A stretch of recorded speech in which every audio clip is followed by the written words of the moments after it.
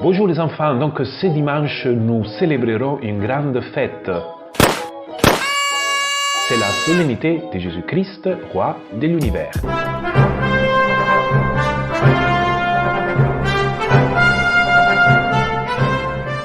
Donc l'évangile nous parle justement de ce roi qui viendra dans sa gloire au dernier jour pour juger toutes les nations.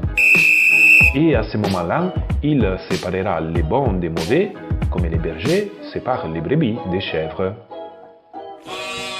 Tous ceux qui se trouveront à la droite de Jésus, ils seront bénis et ils rentreront dans le royaume des cieux. Youpi! En revanche, tous ceux qui se retrouveront à sa gauche, passons. Les jours où nous rencontrerons le Seigneur, il sera donc pour nous fondamental de se retrouver dans la file de droite.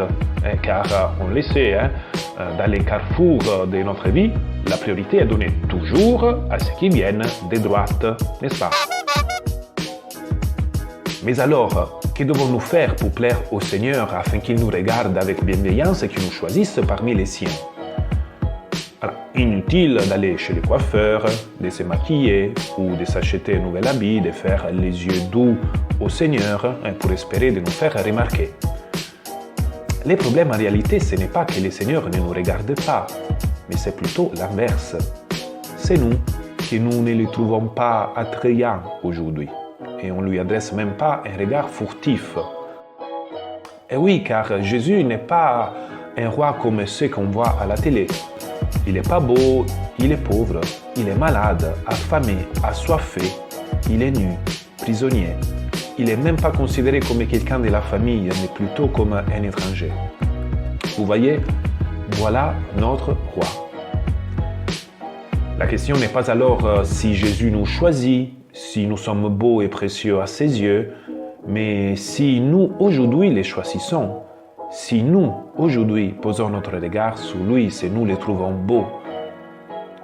Alors les enfants, n'ayons aucun doute du fait que nous sommes aimés par le Seigneur, que nous sommes beaux pour lui. Arrêtons de nous regarder dans la glace, de contempler nos qualités, nos imperfections, nos succès et nos échecs. Ce qui compte aujourd'hui, c'est de regarder Jésus, de poser notre regard sur lui. L'accueillir dans l'étranger, les visiter dans les malades et les prisonniers, les nourrir dans les affamés.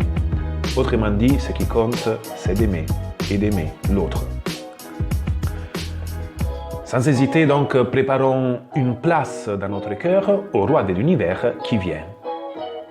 Être à la droite de Jésus et rentrer dans son royaume signifie aimer les prochains, tomber amoureux de ce roi qui s'est fait pauvre pour nous enrichir.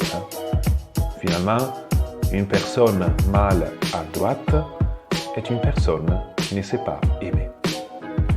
Bon dimanche à tous.